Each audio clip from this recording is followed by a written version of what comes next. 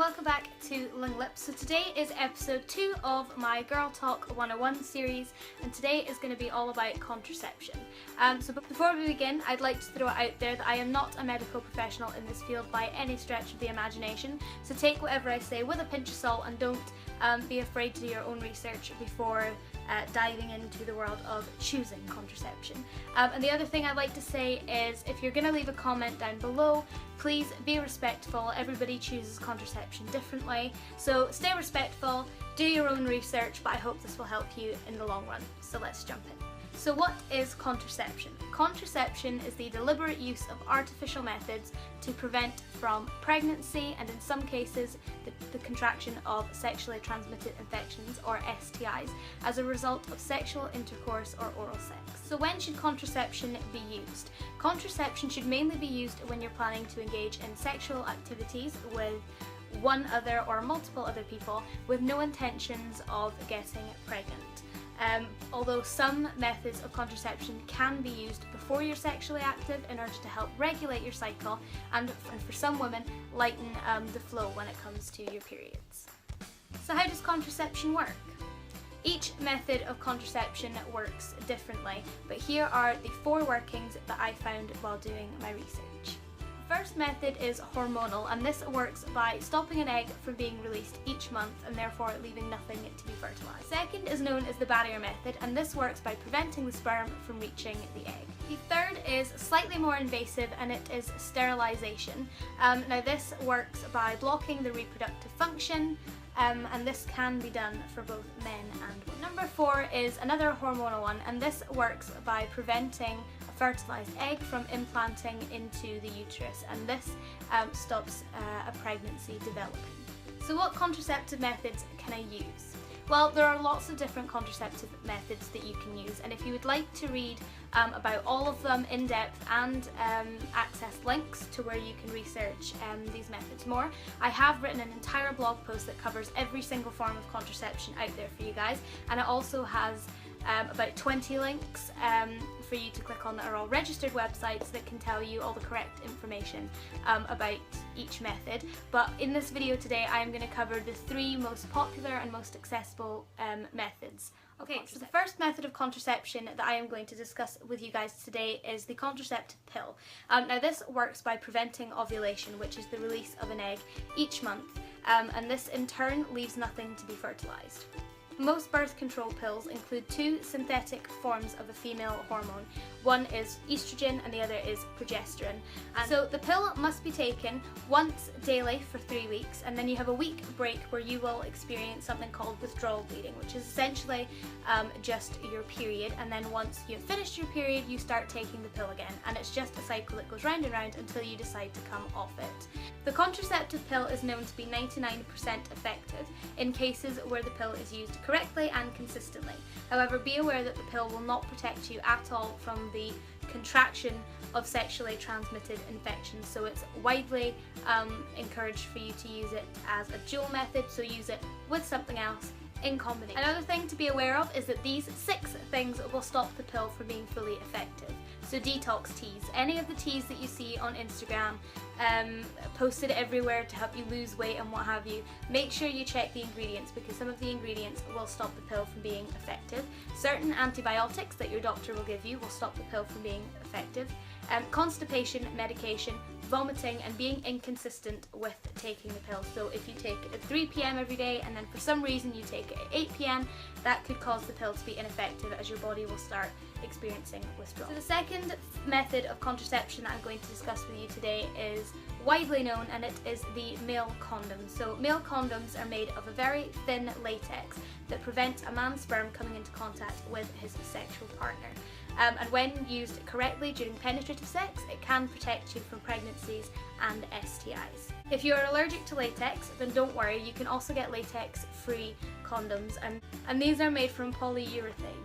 A male condom will protect you up to 95%, and like I said, will protect you from sexually transmitted infections such as gonorrhea, chlamydia and HIV. You can buy male condoms in different sizes, textures and flavours for whatever activity you want to use them for, and I will leave that there for you to research on your own. take note that the percentage of effectiveness is under the condition that a condom is used correctly, so it's worth researching how to correctly and effectively put on a condom, take them off and dispose of them. Condoms are also recommended to be used as a combination method, so if your girlfriend is using the pill, it might be a good idea to use a male or female condom. So like I did with the contraceptive pill, here are a list of things that you should know about the condom. So number 1 is that 18 out of 100 women will fall pregnant due to improper use of a condom. Number 2 is that novelty condoms that you find in tourist-like shops while you're on holiday are not actually recommended for use, as they are not guaranteed to protect you from pregnancies or sexually transmitted infections. Remember to consider your partner. Although you may not be allergic to latex, they may be, and as I said before, there are options available for this. Number 4, dental dams are similar to condoms in that they are made of the same thin latex material. They are a big sheet and they are mainly used for when a woman is having sexy time with a woman, and it just protects the same way during oral sex from sexually transmitted infections. And number 5 is that despite what people say, wearing a condom will not minimise the sensation of sexual intercourse, so don't fall for it. So the next method of contraception that I'm going to tell you about today is the female condom. Now I knew this existed when I was younger. I wasn't aware of how accessible they were and how easily they could be used. So female condoms are worn inside the vagina and prevent sperm from reaching the womb, and when used correctly during sex, they can help prevent you from sexually transmitted infections and pregnancy, and they have also been proven to be 95% effective. Female condoms tend to be a little bit more expensive, but they are less likely to break during the act. And you can, however, buy these over the counter the same way you would buy male condoms. So like the other two, here are just a few things that you may need to know about the female condom. Female condoms aren't just for vaginal sex, they can also be used for anal sex. The second is female condoms can be inserted up to 8 hours before actually having sex, so if you don't want to ruin the moment, they're a great option. They can be used with oil-based and water-based lubricants, so you have a wide variety for them as well. And lastly is, you should know that you shouldn't wear male and female condoms together, as wearing them at the same time could cause both condoms to split or tear, leaving you with zero protection. Like I said before, I have written an entire blog post dedicated to all the other forms of contraception in detail with registered links for you to check out. But in this video I thought I would list off the other forms of contraception so you kind of know in your mind what you want to look for when reading the blog post. So you have the femcap, the diaphragm, the IUD or the coil, the implant, the contraceptive sponge, spermicide, the contraceptive injections, the vaginal ring, the contraceptive patch, emergency contraception, sterilisation and natural family planning. So before you jump into choosing your contraception, it's a great idea to research it as much as you can. What I'm going to do for you guys is I am going to bust some myths for you guys about contraception. The pull-out method is a reliable form of birth control. This is false. It's possible and likely that liquid will be released from the penis before orgasm, and this will contain sperm that can impregnate you. So rather than take the risk, just don't use it. There's plenty of contraceptive options out there for you that mean you don't need to use this. The only contraceptive options out there for me are the pill and the condoms. This is false. There are loads of different options out there for you to prevent and protect from pregnancy and the contraction of infections, and it's important that you do your research before choosing one that suits. 2 condoms are better than 1. Although it sounds like a great idea to have 2 layers of protection as opposed to 1, wearing 2 condoms at once or using a male and a female condom at the same time can actually cause both of the condoms to tear, and in which case this will lead to it being overall ineffective. You can't get pregnant if you shower or go to the toilet immediately after sex. This is a huge misconception. Sperm are extremely good swimmers, and the chances are that by the time you are already on the toilet or in the shower, the sperm is already on its way to its final destination, and the chances there's nothing that's going to likely stop. It's alright to reuse a condom if you don't have another one, right? No, it's disgusting. Don't do this. Both male and female condoms are made to be a one-use only product, so don't wash, dry and reuse. It's gross, it's disgusting. Don't do it. It's much safer to just get another condom, and there are actually websites online where you can get free condoms, and I will leave a link in the description bar below. Emergency contraception must be taken the morning after. Emergency contraception, or the morning after pill, has a very misleading name, as it doesn't have to be taken the day after unprotected sex, as it can be taken up to 3 days after unprotected sex has taken place. However, it is advised that you take the morning after pill as soon as you can after unprotected sex, as it is more effective the sooner you take it. Condom size doesn't really matter. Although it makes for a great joke, it's actually extremely important that you wear the correct condom size for you, as wearing one too big or too small will lead to the condom being overall ineffective. You can't get pregnant if you're breastfeeding.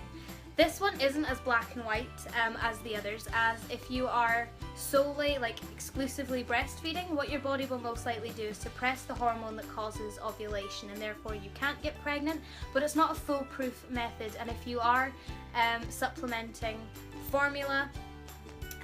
with formula, then it's not guaranteed at all to work for you as a form of contraception. So be careful with this one, and on the safe side, if you're not planning to get pregnant after just being through a pregnancy, it's probably safer to use something like condom. You have to have kids in order to get the IUD or the copper coil. This is untrue. Although in the past IUDs were a lot easier and more comfortable to insert into a woman that had had previous children, newer, smaller devices mean that it is much easier for a medical professional to insert the IUD or the coil into a woman that had had no prior pregnancies. So this is great because it means that it's opened up another option for women to have as a contraception. As a contraceptive. So that's everything that I have for you guys today on the second episode of Girl Talk 101, all about contraception. I do hope that you guys will visit the links in the description bar below to my blog and other registered websites that will tell you all the correct information about contraception. I do want to make sure that you are using protection, because it's always better to have safe sex. It saves you going through something that may later be traumatic for you. So I hope this has helped you guys in some way, and if it did, don't forget to leave me a like, and if you want to stick around for more, then subscribe to my channel. The next episode will be all about consent, and I hope you guys will tune in for that one. So until next time guys, bye!